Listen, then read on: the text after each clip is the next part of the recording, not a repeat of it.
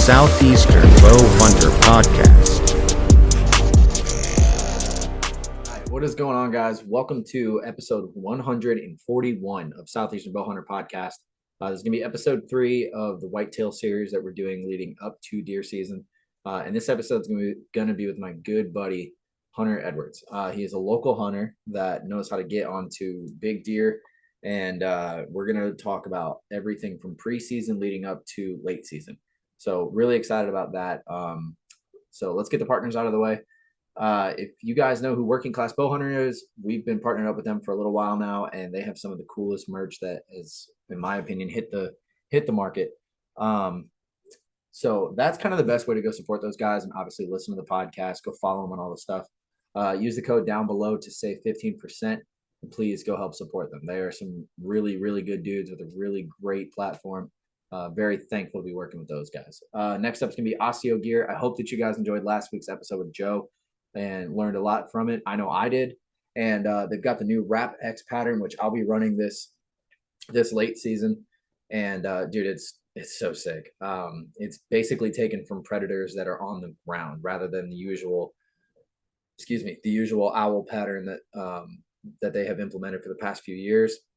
This new pattern is sick, and it's for all different types of terrains, whether you're in the tree or on the ground. So definitely go check those guys out and use the code down below. All these partners that have codes is going to be listed down below in the description, so you can save a little bit of money.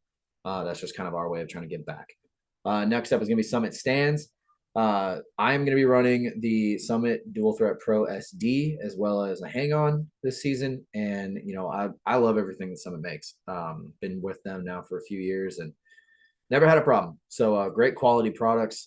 Really, really excited to see what they come out with next year.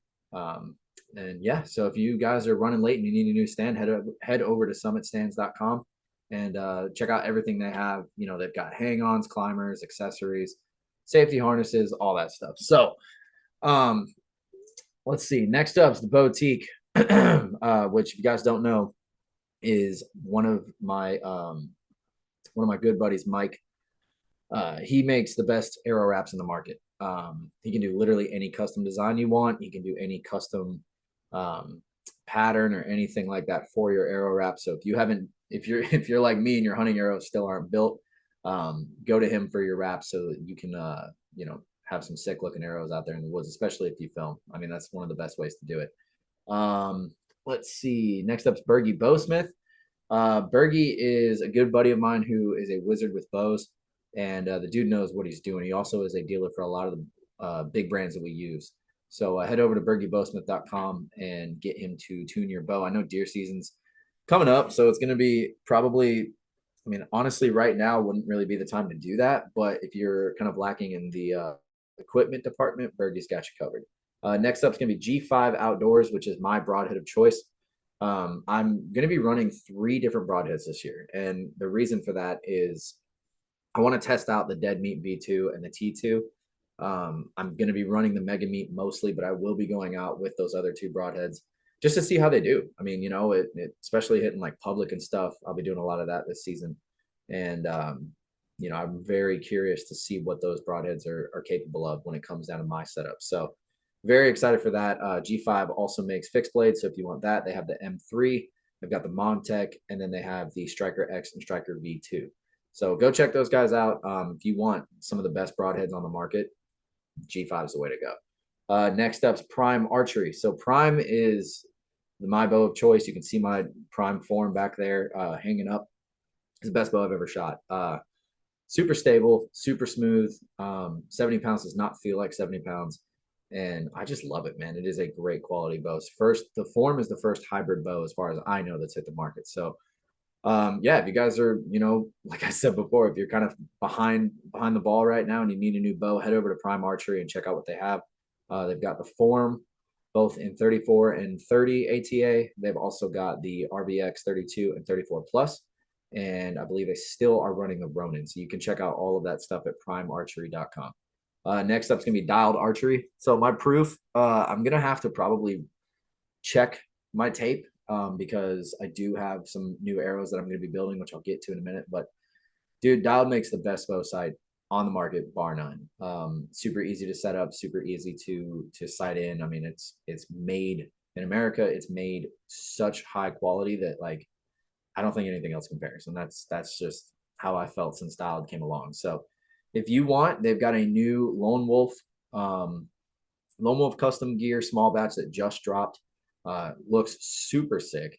If I didn't already have my site, I probably would have ran that.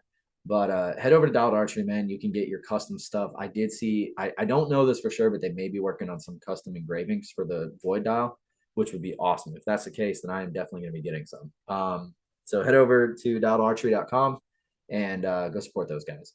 Next up is going to be Ace Hardware Social Circle. Don't really have to say too much about that, just because they are a local bow shop. They carry everything we need to get out in the woods, from bows to saddles to broadheads to arrows. I mean, they have you covered in every single space, and they also can tune your bow up for you if you're like wanting to get last minute tune ups. Now's the time. So head over there if you want to make the drive. For those of you that live kind of far away, if you have a bow shop around you that you don't really like, Ace can definitely take care of you. Next up is Moultrie. So this one I'm excited for. So Moultrie just dropped the new Edge Pro 3, which is their new camera. It has, I think it was 50 megapixel photos, and it's like ultra HD video that you get like that. They have so many things that they're coming out with, dude. I mean, I'm so excited to get the Edge Pro 3 out in the woods and kind of compare it to the stuff I've been using. But Moultrie is a fantastic camera company. So if you guys are needing to get your cameras out, it's a little bit late in my opinion. But for those of y'all that have a little bit later of an opener, now's the time. So head over to Moultrie Mobile, check out the new Edge Pro 3, check out the Edge Pro 2. They also have feeders for those of y'all that can bait that are listening. Moultrie has you covered, man, and their cameras work amazing. So very, very thankful Moultrie decided to come on board this year. Next up is the Bow Hunting League. If you haven't signed up yet, I don't know what you're waiting for. Some people's deer seasons start in 3 weeks or 4 weeks. No, 3 weeks. And at the time of recording this, it's going to be, or at the time of dropping this, it's going to be 2 weeks. So yeah, man, get in your team.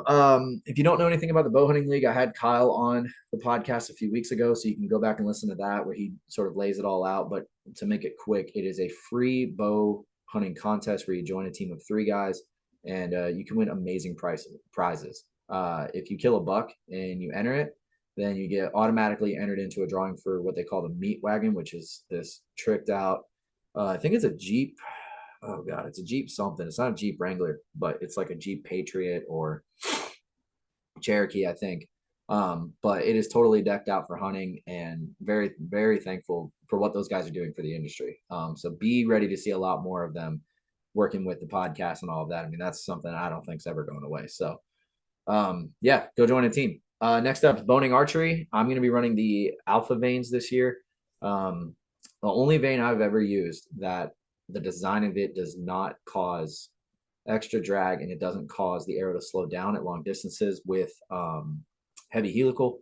I run a pretty heavy helical. I just like it. I like how it looks, and I haven't seen anything with these vanes that cause any problems. No fishtailing, no weird flight or anything like that. So definitely go check those guys out. They also have the Atlas if you want a little bit less stiffer of a vane, and then not clearly, but those of you that know, they've been making the Blazer vane for, God, I don't even know how long, but they have been around for 79 years. So they know what they're doing.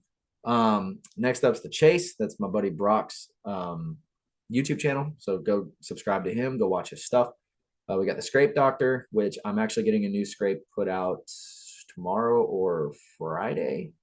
So I don't know. I'm recording this on a Wednesday. So that's for those of y'all that don't know. I mean, I'm going to get a new scrape out soon.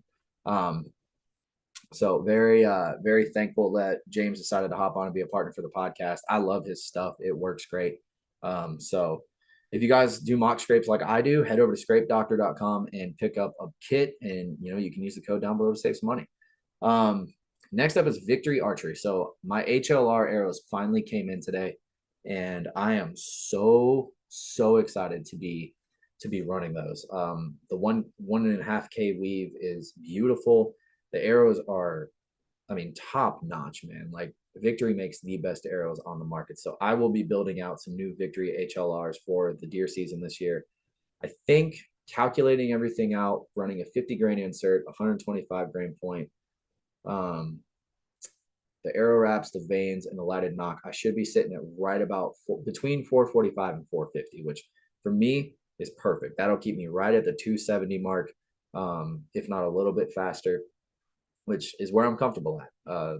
So if you guys need new arrows, definitely head over to Victory or go to your local bow shop, and they're gonna carry it. If they don't carry it, they're doing something wrong. But they also have the RIP TKOs. Jessica actually just got some new V-Force Elites, and so I'm going to be building those out for her. And then they have the VAP SS, RIP SS, VAP TKO. I mean, they have a ton of different types of arrows. They cover everything for everybody, and trad guys too. So yeah, that's Victory. Let's see. Next up is gonna be Outdoor Call Radio. If you don't know what that is a radio show that I am actually gonna be on in the next few weeks. Or no, about a month. Yeah, about a month from now, I'll be heading on that radio show just to sort of talk about the podcast and make a little appearance, I guess. But that is a new streaming platform that we are on. So definitely go download the app, just called Outdoor Call Radio, and listen to it. He's got way more than just this on there. He's got Working Class. He's got a bunch of outdoor podcasts that I think is a very big help to getting our content out there for you guys to consume. And last but not least, I want to do a quick shout out to Joel and Tristan. Sorry. They are my wife's best friend's boyfriend and her boyfriend's son, I think. Anyway, my wife told me that his son listens to this podcast and is like obsessed with it. So I wanted to give a really, really, really thankful shout out to y'all. And really shout out to everybody that's listening. You guys don't know how much this means to me. That you guys sit down and listen to me talk for an hour and a half, 2 hours sometimes. So yeah, very thankful for all of y'all. And as you know, before we get started with Hunter, got to talk about the Lord with y'all. I just went on a podcast called To Know Him Outdoors, which should be dropping on the 1st. That episode I did should be dropping on the 1st. So go check him out. Awesome podcast. TJ is a great dude. We talk about hunting, and we talk about the Lord, and I give my testimony. And I'm going to be honest with you guys. I was very nervous. I got very vulnerable. I told some stuff about myself and my past that nobody on here listening knows. So very, very raw. It felt good. I felt the Lord talking and being with me, and it was one of those things, man, where it's just like a little overwhelming, but in a good way. So that's what Jesus does for you, man. I mean, he literally will take you. He meets you where you're at. And, I still struggle with a lot of things. There's no such thing as a perfect Christian. If someone says they're Christian and they claim to be perfect, they're lying. So, but because of what Jesus did, we can call ourselves righteous. And I love that. So, yeah, I can't tell you guys I can't tell y'all enough of what Jesus has done for me. And it's so many things. Just the blessings that keep coming, and the lessons I learned and the wisdom I get from it. I mean, it's amazing, and he can do that same thing for you. So if you guys are interested in getting to know who Jesus is, read your Bible, get a Bible, read it, start at Matthew and end at Revelation, and then start over in Genesis and go all the way to Matthew. I mean, it's a long book, but I mean, I can find the answer to all my problems in that book. So yeah, I mean, Jesus is my Lord and Savior, and I'll never deny that. So, but anyway, thank you guys for listening. I know Hunter's probably out scouting right now, so I don't know how good of quality this is going to be, but he's hopping on and we're going to talk deer. So let's get started with Hunter Edwards and figure out how to get on these bucks around our area. And it's going to be a jam-packed episode. I'm excited. My buddy, man that has lived a crazy life, but we're not going to get into that today. Mr. Hunter Edwards. And we were going to have Michael Pitts come on this episode, but he got caught up at Realtree Farms, and I've been wanting to get Hunter on anyway to talk about our local area and what we do preseason all the way to late season. So I figured he's the man to call. That way I don't have to schedule anything later on in the year. So Hunter, you are sitting in your truck right now. For the people that are listening, they can see it. For the people that aren't, or I'm sorry, for the people watching, they can see it. The people listening have no idea. But you're in your truck right now scouting. So you're kind of already doing a little bit of the preseason stuff, but I guess we'll just dive into it, man. Like, give me your top five most important things for preseason that you try to focus on. Probably top five is when I'm looking for deer and when I'm scouting, I use Spartan Forge. So when I'm looking at properties, I'm looking at water sources, looking at blocks of timber, seeing on how I think the deer would access the area and try and almost figure them out. And then once I figure out if that's a block of woods that I want to look at and get permission to, I'm gonna try and go get permission to it. And from there, I'm gonna go in there, see what I see from past years, rubs, scrapes, and try and find food for summertime like privet hedge or kudzu or anything. And I really don't even have five things that I look for preseason.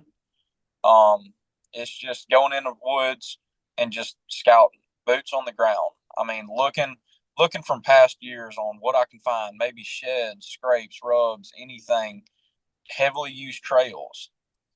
And from that, it rolls into getting cameras out, getting sets hung, and just seeing what happens to show up.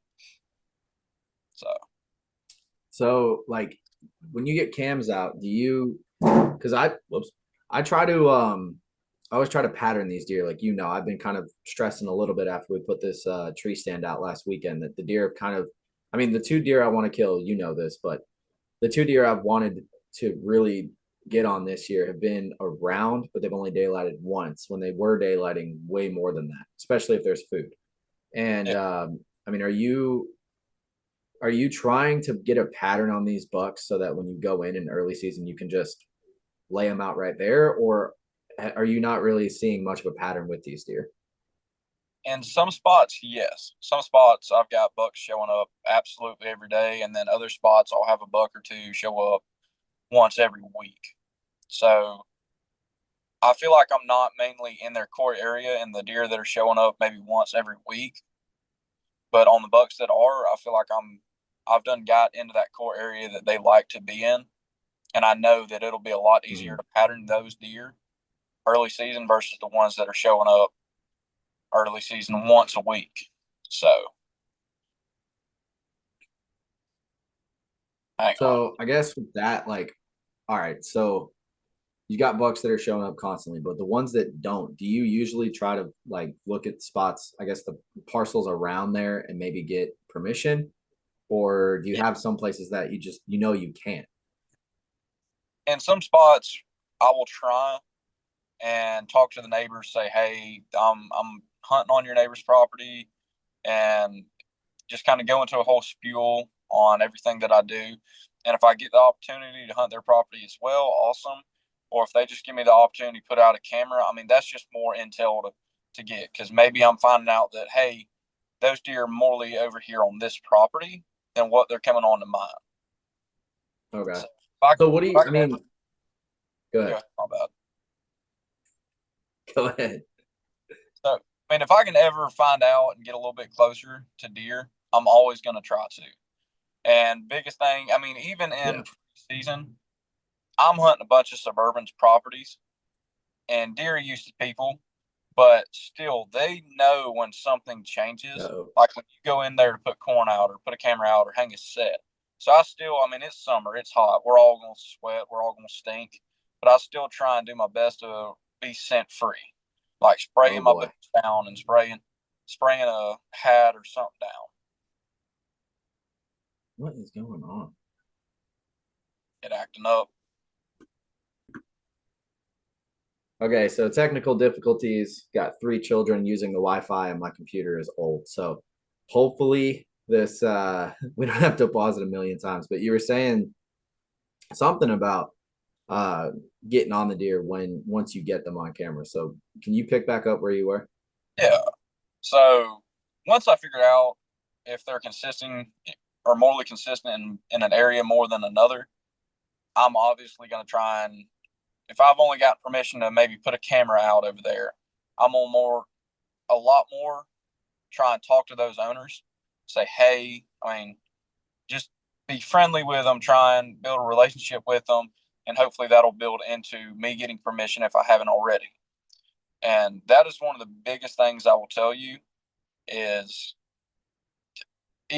anybody that's knocking on doors or anything, having a good relationship with your landowners is probably the biggest thing, because if you're just showing up, never say a word to them, go in, do your stuff, and then come back out and never say anything, that's one of the biggest things that I've seen when some of my buddies will go in, never say a word to the owners. We'll just text them, hey, I'm coming over, putting corn out. And owners will text them, okay. I mean, I always try and build a good relationship with all the landowners I have. Like, I'll try and make a good first impression with them. And because that'll lead into, because you could be having a giant deer show up, I mean, like clockwork every single day, morning and night. And I've seen it happen with a friend. He had a probably 180-inch deer showing up, and he started going over there more and more and more, putting more food out, and it ended up inconveniencing the owners because he went over there at a bad time, never said a word to them, and he ended up losing permission to that property. So early season, it's finding properties where I know deer are. I mean, that dude, I'm glad you brought that up because that is a very crucial thing. Like the spot that I have all these bucks at, oh, hold on. I think we're getting crossed up again. You there? Yeah, I'm going to call up. Well, we're back again. But yeah, I mean, what I was getting at before is like the relationship with the landowner is extremely important because, like, I was over at the spot I have with all those bucks, and it's behind a church, and the pastor's daughter was living, or I guess visiting or something. I don't know if she was there, and I was just about to leave, and I said hey to them. I showed up, I had the food, saw the landowner that's next door that I have permission from him and the church, but he's always outside, and I was like, hey, what's up, guys? And y'all talk to them and hang out for a little bit. And then I go to leave, and she comes walking up, and she's like, hey, so are you feeding those deer? And I'm like, yeah, because I don't know where she's going with this. Yeah. And she was like, well, what's the best way to feed them? And I'm like, oh, okay, door open, let's go. So I explained to her, I'm like, you cast it out, it lasts the longest. She's like, are you going to hunt them? I'm like, yeah, we bow hunt back here. And it was funny because she was like, oh, you're going to kill my babies? And I'm like, no. It's like, over here, I'm not shooting everything that moves. I've got like 4 or 5 bucks that if they show up, I'll shoot them. And then I took that opportunity and was like, listen, if I kill enough deer this year, I'll gladly bring you guys deer meat. And that was the hook. That was where it was like, she was like, dude, yes, let's get it. So and having a good relationship, man, I mean, it's crucial. That's one of the biggest things. A lot of people, they don't know anybody that hunts, and they don't really have the opportunity to have access to deer meat. I mean, if you offer it to them, there's a chance they're going to say no. There's a chance they've had it before. And sometimes they're like, I've never had it, but always wanted to try it. And that is one of the big things is always just, I mean, be generous. I mean, they're letting you come onto their property for free. So it's no skin off their back. So always try and do the best you can to make sure they're happy, make sure you're not feeling like a burden or you're invading on their privacy, and just make sure they're always happy. Yeah, I mean, I'm not the type of person that would like show up and just do my thing and leave. I mean, would that be nice? Sometimes.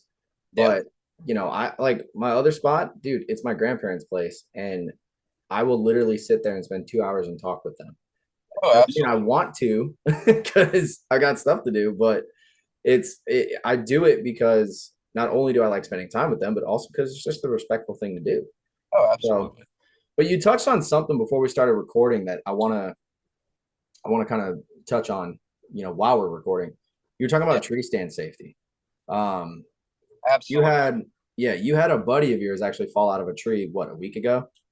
Yeah, last Saturday actually. And while we were hanging stands. Yeah, you called me while you're at your spot, and I was over at mine hanging a stand. And it is preseason. We're all excited. We're all getting ready for deer season. I mean, yes, we're all thrilled. And I'm hoping everybody, when you're hunting, you're hooked up with something, whether it's saddle or a climber or a lock on or a ladder stand. The best thing is just be safe.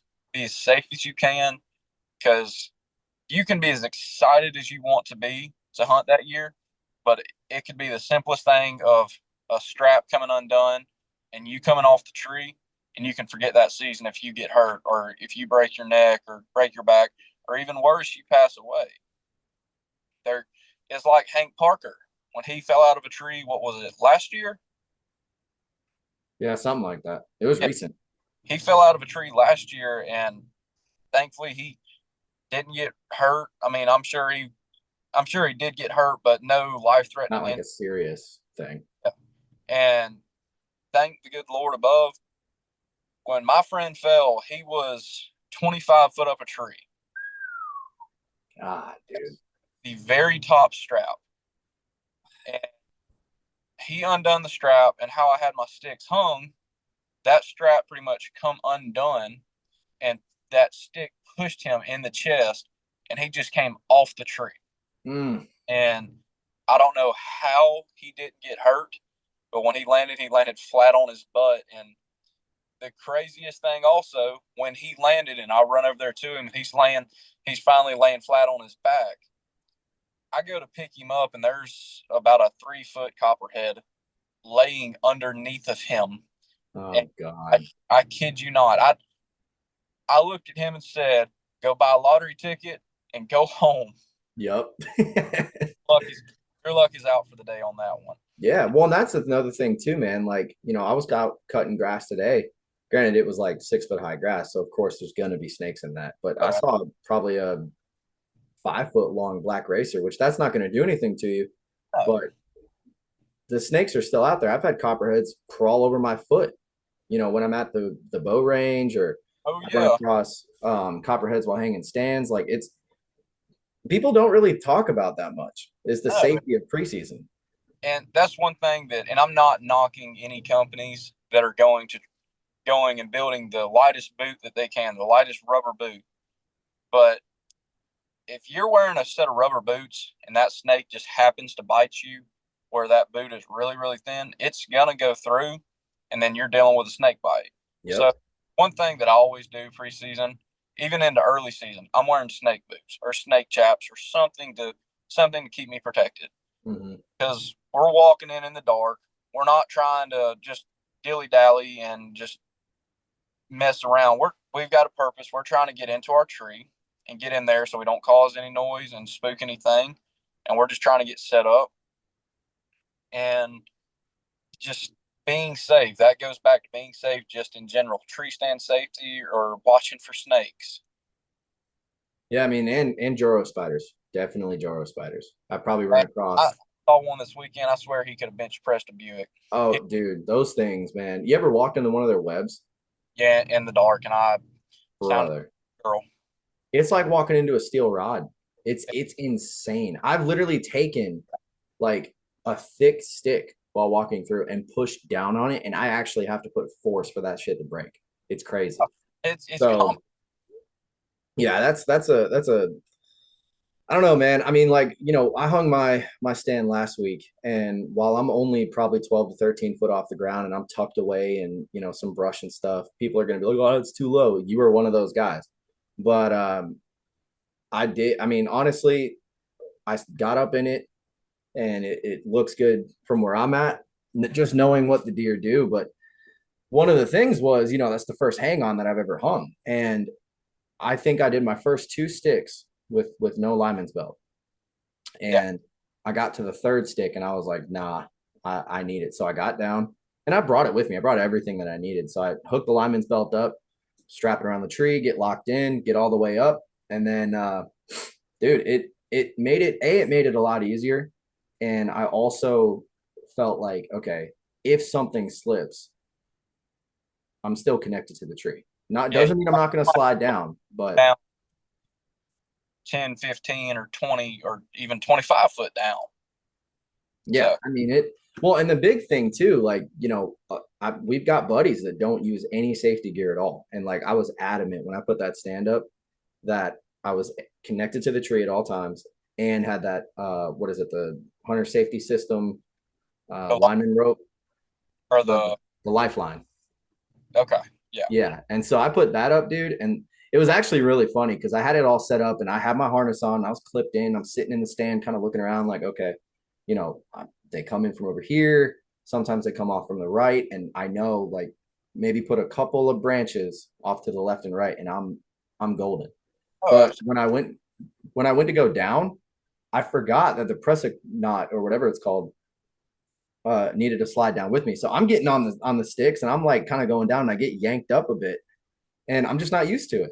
And so I look up and like 6 foot above my head is the knot. And I was like, ah, dang it, dude. So I had to climb back up there, grab it, bring it down with me. But the cool thing about it is it's so simple.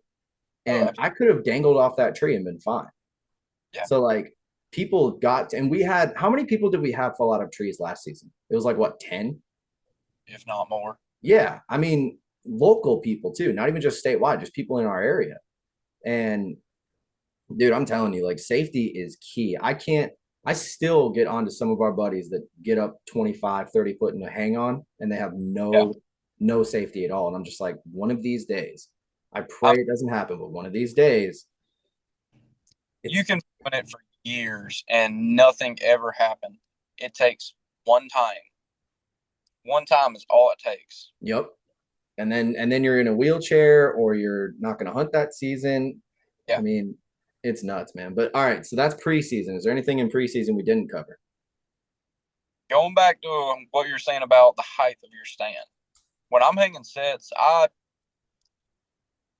try and think throughout the whole season. Okay, this is going to be from opening day till last day. Yeah. If I don't decide to make a change, so coming preseason, I'm looking for back cover. I'm looking for stuff where deer on the ground and they're looking up at me. I've got a bunch of foliage behind me or something where I'm not going to get picked out. Yeah. And coming late season, that's why I like to hunt so high, because deer, not to say they won't, but they're less likely to look 30 foot up a tree versus 10 foot up a tree. Yeah. So, and well, that that was kind of like, I guess the whole and sort of, I'm not really trying to explain why I did what I did, but having Zach Robb from Lone Wolf on the podcast a few weeks ago, or like over a month ago now, I had always thought like with a hang on, you can sort of tuck in because with a climber you can't really do that, and with a hang on you can tuck in to a spot like I did, 12 foot up, where you've got branches below you and then branches around you. If I stand up, I've got one above me, so the whole silhouette gets broken up. But I had this conversation with Brock today about late season, and if I have to go, like if I don't kill any of these bucks by the time the leaves fall, I don't even know if I can go out of that stand. I mean, I am gonna get like what is it, like the plastic branches and stuff that have leaves on them to kind of get them a little bit more cover. But even then, dude, I mean, it's not going to be perfect. So it's a bit of a gamble, the setup that I've got. But early season over there is perfect, and he is looking through the binos. All right, I'm still listening, but I know. What do you see? Currently 6 does and a little forkhorn buck. All right, well, there's your target book for the year. Oh, this episode is not about big deer. I'm just kidding. He might score 30 inches. Man, he's a giant. All right, well, we covered preseason. Let's get into early season. So early season starts. It's deer season now. Bucks are showing up. They're out of velvet. They're starting to break off from the bachelor groups a little bit. What do you usually see in the early season? Like, what's your plan of attack when deer season starts? Going back to looking at pictures from preseason, looking at when those deer daylighted versus when they didn't, looking at the wind, what direction was the wind, when did they show up the most, what times did they show up the most, and scent control is my biggest thing. I hunt with an ozonics. That is my biggest thing, is scent control. And I'm not gonna lie and say that it is perfect, because I don't have it running when I'm walking in. But access is, I mean, this is all season, but preseason is still one of my biggest things is access. I try to have the best access going into the tree, getting in there quietly and maybe trying to, even if I have to walk around a little bit farther, knowing that I'm going to walk around and the deer more than likely won't walk over my scent trail from when I came in is the biggest thing. And I mean, seen it countless times. I've was hunting a deer last year and walked straight in, walked straight into the just straight into the tree, got up and got settled. And it was something I'd watched cameras. It had been daylighting on camera for 4 days straight, and I hadn't been in there. I'd put corn out the weekend before and went in there and hunted, and he was, I want to say, 60 or 70 yards. And he walked right into my scent trail, just stopped, dead stop. And I couldn't figure it out. Couldn't figure out why, because he just stopped. Didn't get spooked, but just stopped. Just turned, walked over, probably 20 yards to his right, and was just fed there the entire night. What's not come in close to range. I'm not going to say I didn't roll that dial on my sight and think about it awfully hard, because I did once or twice. But went in there 3 days later, walked in on the same trail. Same thing.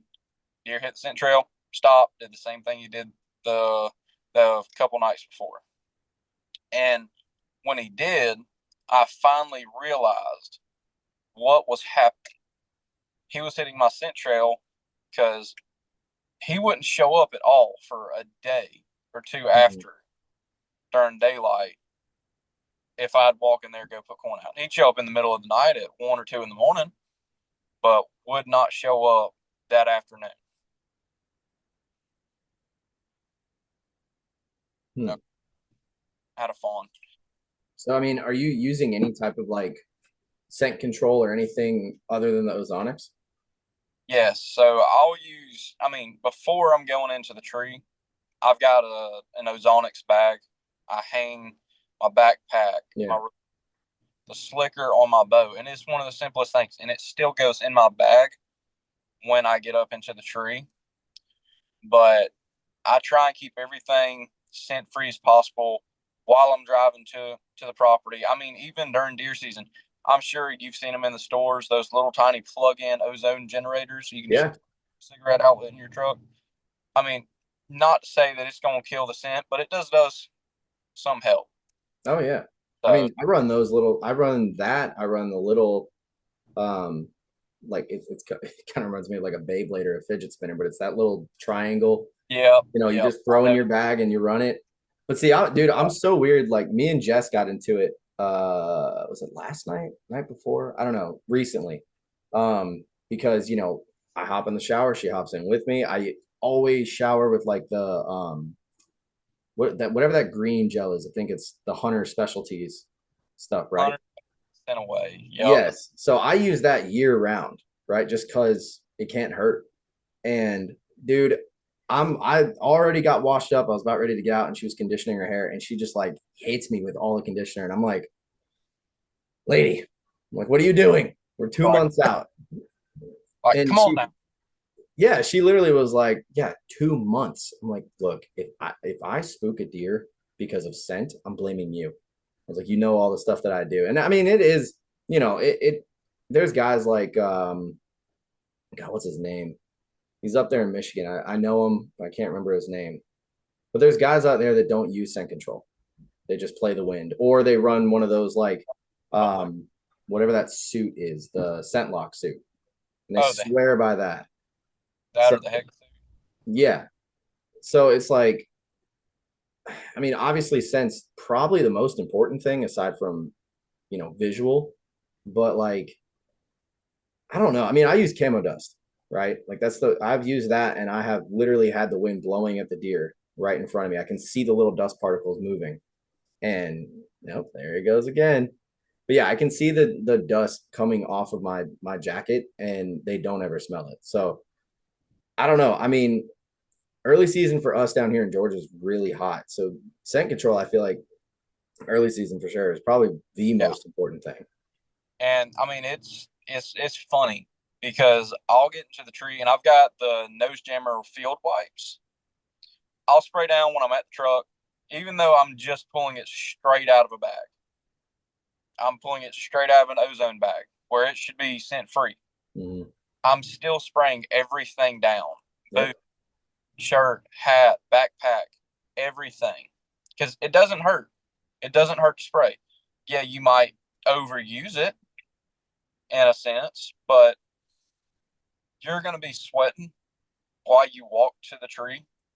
Hot. It's early season. You know. Oh yeah.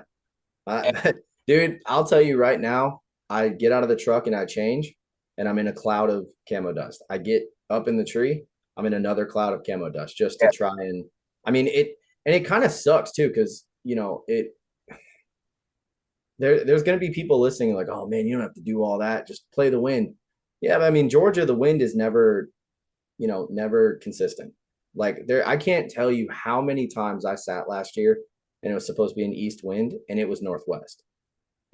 Everything says east, but as soon as you get in there and you get up and you do a little puffer, you see it going almost the opposite way. And it's like, dude, like, really? yeah, like what do you do at that point? You know, I mean, you can get down, but you've already made so much noise, like you never know. So, I mean, when you're all right, I kind of want to change gears on that a little bit, but like early season for you, are you hunting over bait or are you trying to catch them going to it? The reason I asked is, and I don't mean to cut you off, but the reason I asked is because people are going to be like, oh, well, y'all baiting down there, it makes it easier, and we both know it doesn't. As T-Bone said, if you ain't baiting, you'll be waiting. Yep. So 9 times out of 10, yes, I'm hunting over corn. Now, because acorns start dropping late September, early October, which is kind of still preseason, almost getting into midseason. You might have 1 or 2 cold fronts at that point. But if I find an area where I know a bunch of deer are frequenting, or if I'm sitting in a tree and I'm just watching deer 80, 90 yards away, just walking by and going to a complete other spot, I'm going to go over there and scout and figure out, okay, let's see where they're going.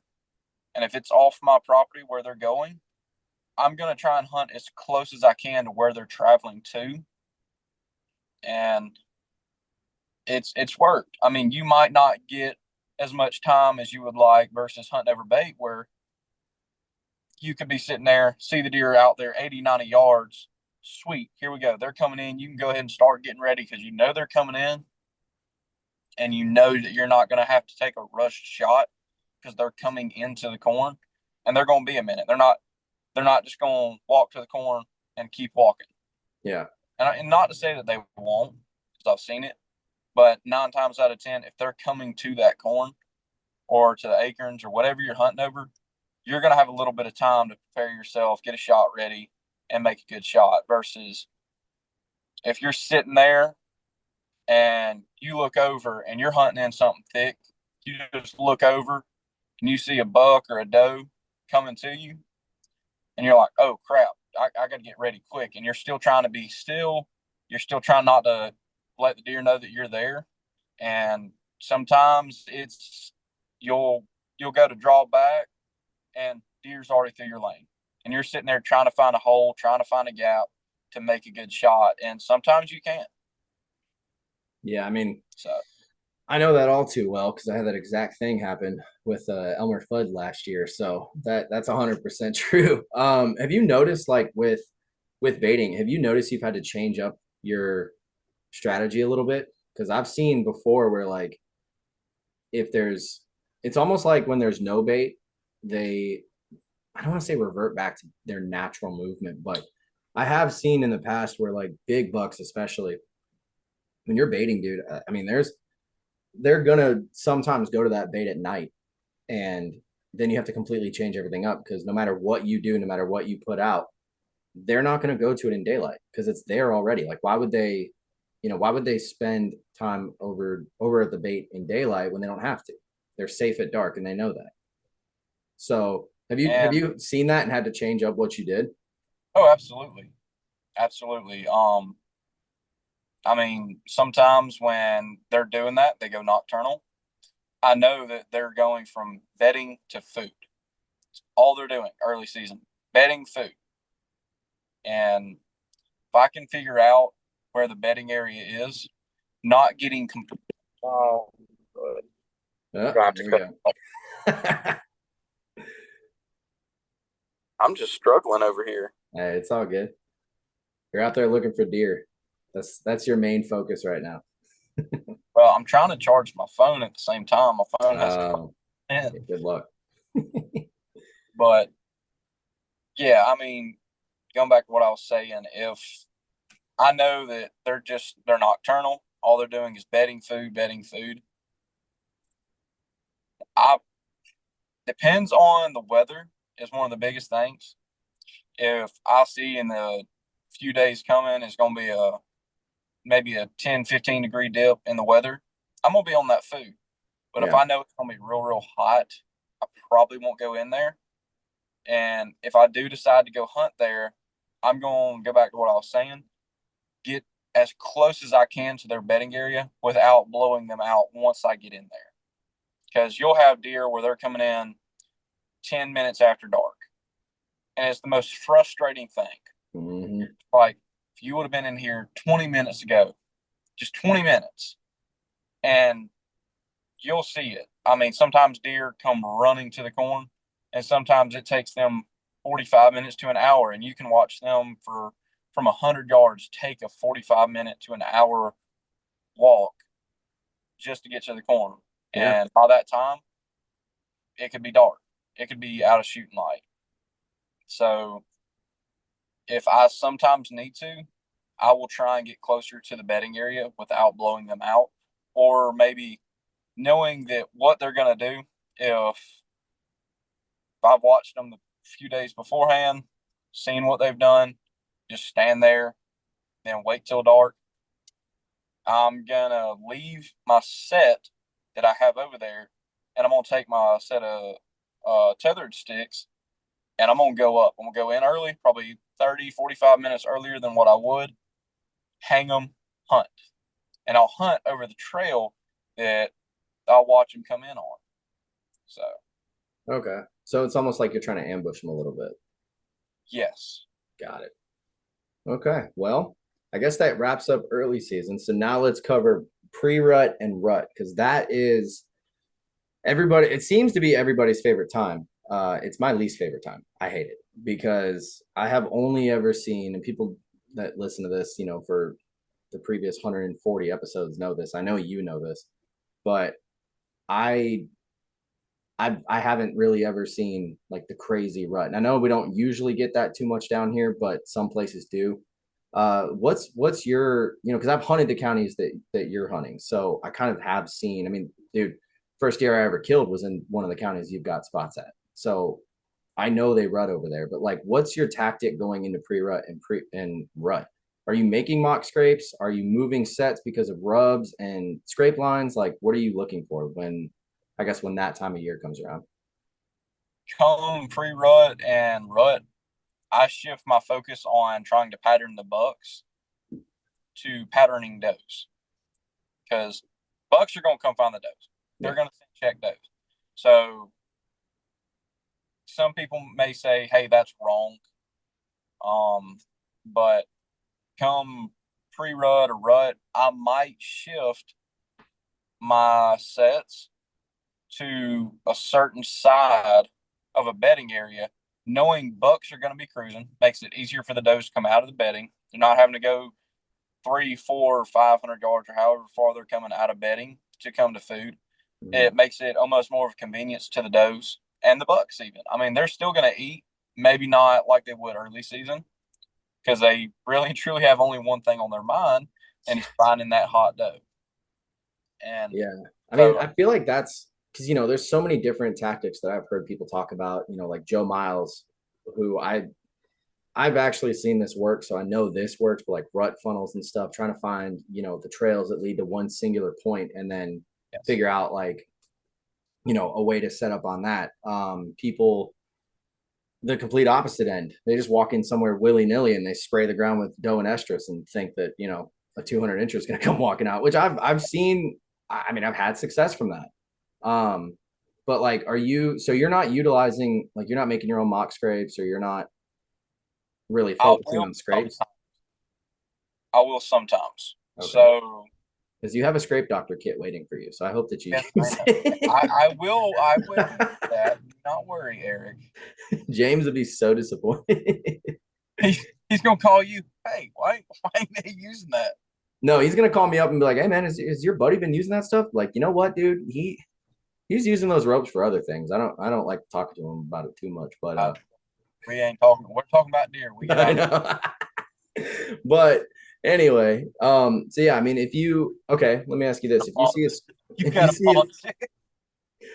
You got a policy. Oh God! All right, we'll be right back, guys. All right, we're back. I sent Hunter down memory lane for a minute there. So, all right, so we were talking about ropes and scrapes and all of that. So, I'm a huge fan of mock scrapes.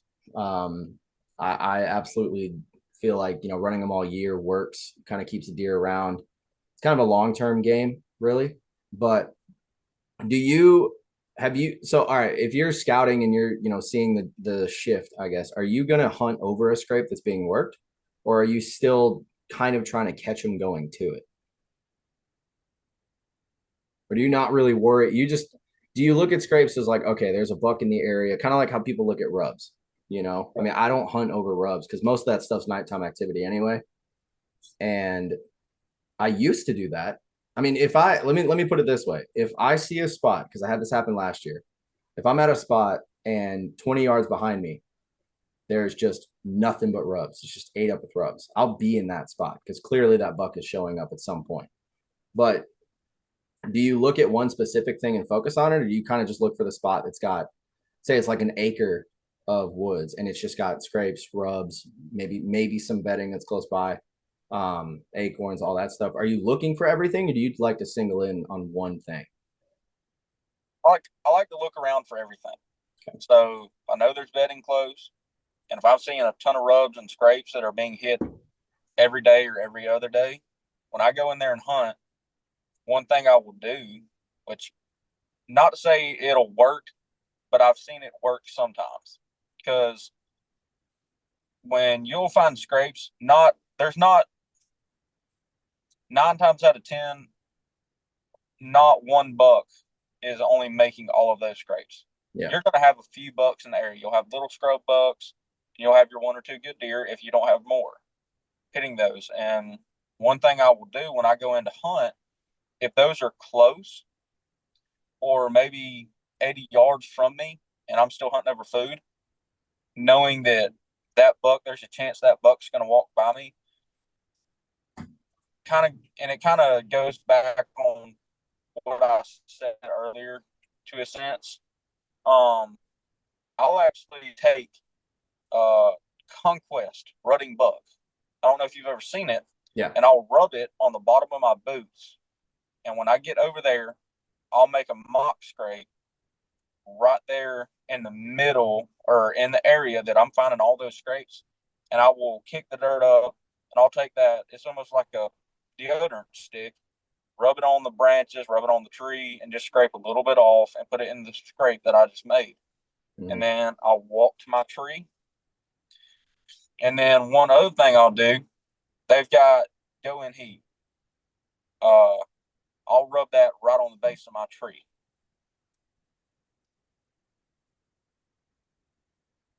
Okay. And that'll almost make it seem like that buck was following a hot doe if he can catch that scent of that stuff on the base of my tree. And I'm not going to say that it works, but I've had results from it. Not every time, but I have seen results. I'll see little bucks come hit that scrape, and I've been sad sometimes when hang on. When that group of scrapes are 80 yards from me, and that buck comes in there all bristled up, just mad as can be because he smells another buck in his area, and he just tears the scrape to pieces that I just made an hour ago, and he just sits there, turns around, goes right back to where he came from. Have you thought about trying to snort wheeze when he does that? Or rattle or something? Or grunt even? I won't, because one thing I've found here in Georgia is some areas deer will come to rattling and grunting, and some areas they won't. It's almost like they're scared of it. Yeah. I'll actually the Primos can that they have. I'll grab that and I'll turn that upside down once or twice and make it seem like, hey, there's a doe over here, and try and catch his attention with that. Yeah. Because I mean that, dude, I'll tell you what, like I every year will do like the doe call, like the bleat can, and then I'll just do a couple of tending grunts. And sometimes it's worked. One time it worked on public, everyone knows that story by now, but I don't know. I mean, I did kind of, I said that to sort of segue into like your calling strategy, because a lot of people blind rattle, a lot of people blind call. I'll blind call just because I'm bored. I'll sit there and just do tending grunts for 5 minutes straight, just brr, brr, brr. And sometimes I've seen deer come into it. I had one, huh? no, I was just saying, yeah. Oh yeah. I mean, last year I had, at least I didn't see him, but I thought I heard a buck grunting, and kind of had like a back and forth with him. It was mid-November, I think. One morning I was out there and didn't really see anything when the sun came up, so I just did the little Yeah. And across in the marsh on the other side of the woods, I heard like the brrr, and then hit it again, and he did it again, but he never actually came in. So, I mean, it can work. Like it definitely can work, but I feel like Georgia deer are so finicky with everything that gets thrown at them that by the time November's rolling around, dude, I'm not gonna say it's not gonna work, but they've heard it already. Because you know there's people out there that are doing bleat can calls in like first weekend of September. So I just I So just wondered like if you've tried that and if it's worked, or if you kind of just try to stay quiet and sort of let them come to you. sometimes I'll let them come to me, or like last year when I called you in the tree after watching those two bucks fight. One thing I will do, like if I hear bucks fighting or something, first thing that comes to mind is whether if I can see them or not, I'm grabbing my snort wheeze and I'm hitting that snort wheeze after they go quiet. Because not going to say 9 times out of 10, but most of the time, you hit that snort wheeze and that buck just got done fighting another buck and he won, he's going to come investigate and find out, hey, who's challenging me? Yeah. You ever snort wheeze at a deer to get him out of the spot so you can get down out of the tree? Yes. Okay.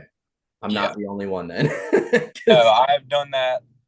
Or I'll take my release and I'll just rake it up and down the side of the bark on the tree. And just so I'm not going, hey, or letting them know that there's something in there that they're not used to. Yeah. I'm trying to just give them something where they're used to it and know what it is, but they don't know what the deer's blowing at, and they just know, hey, it's time to go. So, something that I actually just thought of that I've had forgotten, but last year, I was hunting at the lake, and I had to get down, right? And there was does in front of me. And I didn't want, I mean, they knew that I was there in a sense because they see me feed them all the time, but they didn't know I was in the tree. So I decided to blow at them one time. And I thought that was going to just clear them out. But the crazy thing was I blew, and they popped their head up and they looked in my direction, but they didn't freak out. So like, it might sound stupid, but I almost want to try that this year. Like if I've got does in front of me or whatever, and say, they're moving around and I want them to stop. I'm almost wondering if you just go real quick, if they'll stop. And then if I'm already drawn back, You know what I'm saying? Yeah. But they might be alerted and, might duck the arrow or do whatever. So, I mean, do you think that would work? I mean, probably not, right? I would rather not take the risk of, because sometimes they're going to pick their head up and go, "Ooh, what was that?" Mm-hmm. Or sometimes if they're just like, "Oh, another deer blowing, time to go," just Yep. take off running. Okay. So Interesting. That was just literally a thought that popped in my head because blowing at them, I've done almost every sound under the sun aside from being like, "Hey," just to get them to leave. I've done that once. I mean, I've wanted to. I've definitely wanted to.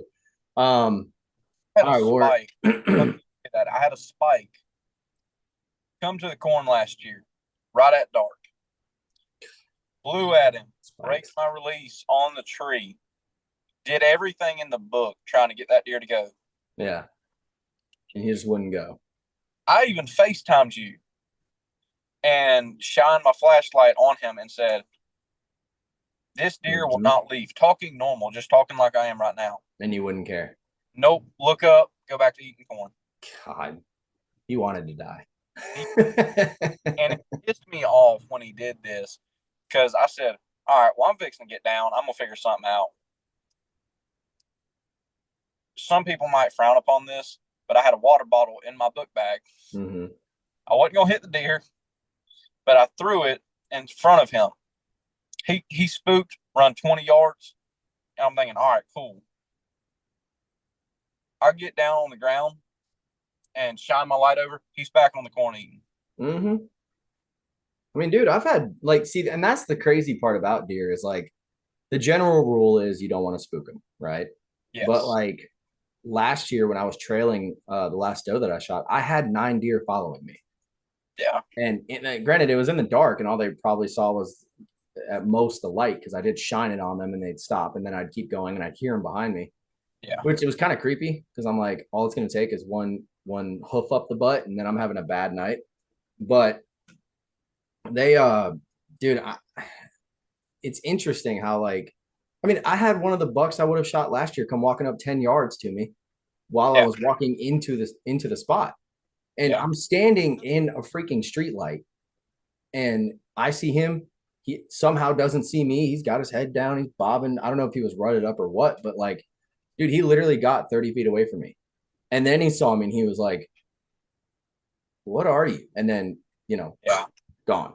So I guess to circle back to the rut thing, man, it's like, it's almost like they become so stupid that they just don't even. They have one thing on their mind. Yeah. And but see, people take that and they think, "Oh, I can just be lazy." And it's like, dude, I've done that and it ruins spots. I mean, I've gone into places before, man, where it's like, all right, I'm going to carry food in, or I'm going to, set up another mock scrape or put, new or more scent into a scrape or something. Right.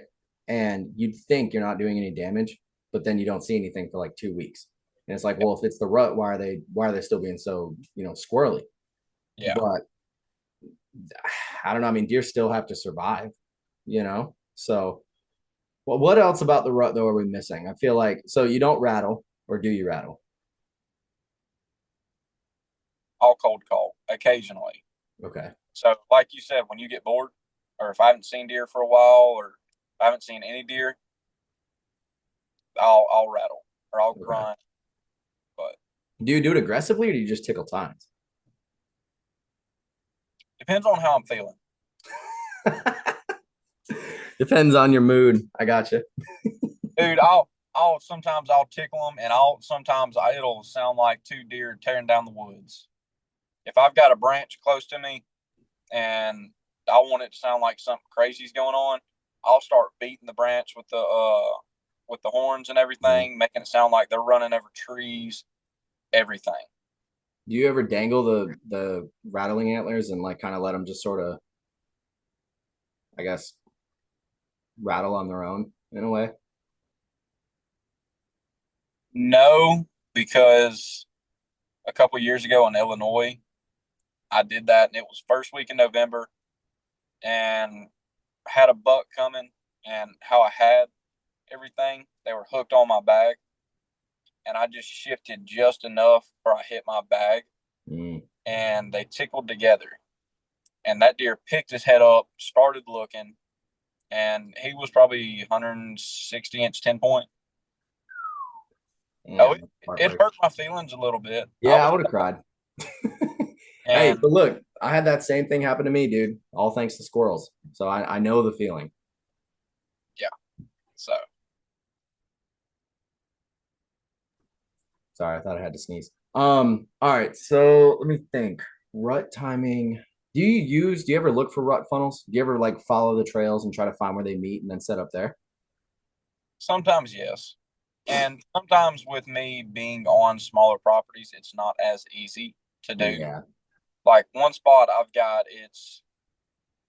I hunt this spot hard in the rut because all it is just a straight funnel. I'm sitting on a hardwood ridge just covered in white oaks. And on the bottoms of both sides of this ridge, it's like a sheer cliff. It's straight swamp. And you'll have to have waders if you want to go in it. Like you're not walking through it in boots. Yeah. So, and I'll hunt that and I'll have deer come funneling through there all the time. Does, little bucks, good bucks. So if I can get the opportunity to find a funnel, knowing that deer are traveling that hard, absolutely. All right. Gonna backtrack a little bit. October lull, real or fake? Ooh, I've seen both. And what do you think that is? Like when they disappear, they're just shifting patterns or what? I feel like shifting patterns, yes, for sure. But another thing, you're starting to get into more cold fronts and everything.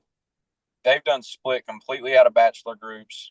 They're trying to establish their territories, and they're starting to move, trying to find does, trying to find that first hot doe, almost.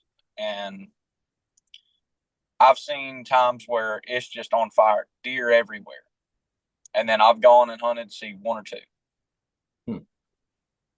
Okay. I mean, the only reason I ask is because, like, at least at the spots I'm hunting, I don't feel like October really gets that slow. If anything, October 25th, that's like my favorite day to go hunt. I've seen more bucks daylight on October 25th than I'm not going to say early season or summertime, but throughout the whole season, it really seems to be the day where like the oldest deer is going to daylight. I know Josh has killed a lot of his deer on October 25th or around that time frame. So, I don't know. I mean, my favorite days is November 13th through the 15th. Yeah, that has been just based off cameras and stuff I've seen in the woods. That has been um, a solid time. I mean, hell, I had one of the target bucks last year, daylight on the 11th, middle of the day. And I was like, well, of course, I'm at work. What's funny is what's really bad, honestly, is I could have hunted that day because I got home enough time. I just didn't think to do it. It's kind of funny you say that. You remember when I called you last year? Well, I was headed to the river bottoms. Yeah. There to go hunt. And I was going to get there at 12 o'clock. I was 10 minutes away from the property. While we were on the phone dings. And it had been rainy, drizzly all day. And I said, today just feels right. I feel like a buck's going daylight today. I do remember this now. Okay. And phone dinged, looked down, and I sent you the picture, and it was the double split G2 10-point. 11:30, walking through. And just walked 3 feet from the base of my tree.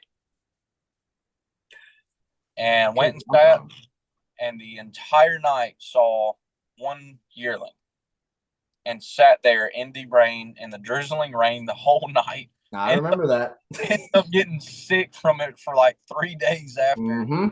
Still hunted sick, though. Not to say that I would recommend that, but. No. Been there too. Did that.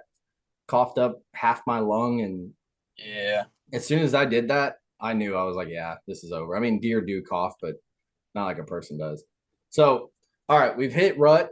we've hit pre-rut, we've hit early season, we've hit preseason. Let's wrap it up with late season. What do you do in what's in my own opinion, the hardest, absolute hardest time to hunt these deer? Heavy on food. Heavy on food. Most of the acorns that have done fallen are probably eat by now. So I'm gonna try, and it's going back to what I do early season, bedding to food. I'm getting a little bit more aggressive come late season, knowing, well, depending on whether or not if I've killed my 2 bucks or not, I'll get a little bit more aggressive, get closer, a lot closer than I normally would come early season with food and when I'm hunting. And I will just stack food, stack corn in there and everything. Just trying to give as much as I can because those bucks are trying to recuperate from the rut.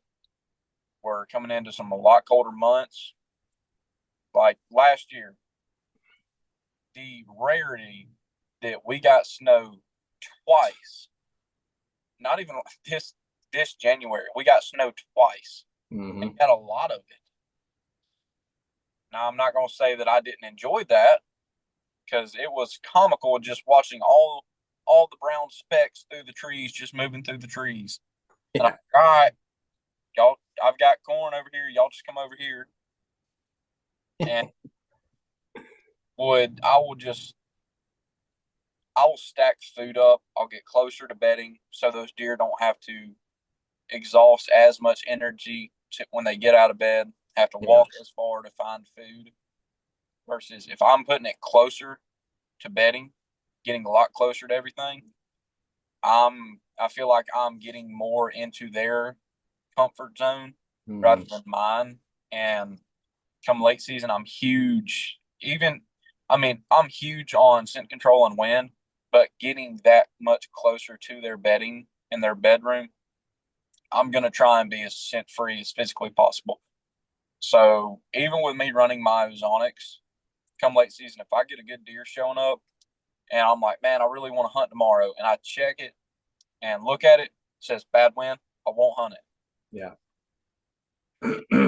Yeah, that was a big thing that I dealt with last year is like, because I mean, it's tough when it's one spot that, you go in there mid-season, right? You don't really know anything about it. You don't really know where they're coming. I mean, you kind of know where they're coming from, but you don't. And I did hunt winds that, almost directly were blowing where I had been seeing them come from. But the camera, and that's the tricky part about cameras, is sometimes you think and then you actually sit there and it's like, oh no, they're circling around, they're coming from the complete opposite way. They're just scent checking everything before they come in. So last year's late season was rough. It was really rough because it was constantly windy, constantly cold. I've sent you videos of me swaying back and forth 25 foot up in a tree. And I'm just Fun in a saddle. Huh? It's not fun in a saddle. I'm just looking like a big old bear up in a tree. Dude, I was in a climber, fully connected, and I'm still like, this tree's gonna snap. I'd look up and I'd see it just kind of waving back and forth like this, and I'm like, oh god. Like I texted Jess and everything. I'm like, if I go down, don't know what to tell you.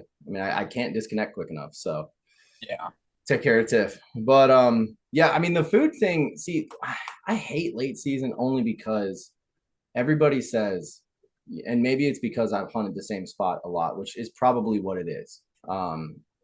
Having someplace I can go to that is not going to be like, the primary ruts, or I'm sorry, buck spot. If I just want to go kill a deer, I can just go hit public. I found public that's open year round, or not year round, but all season. So I don't have to worry about like too much pressure.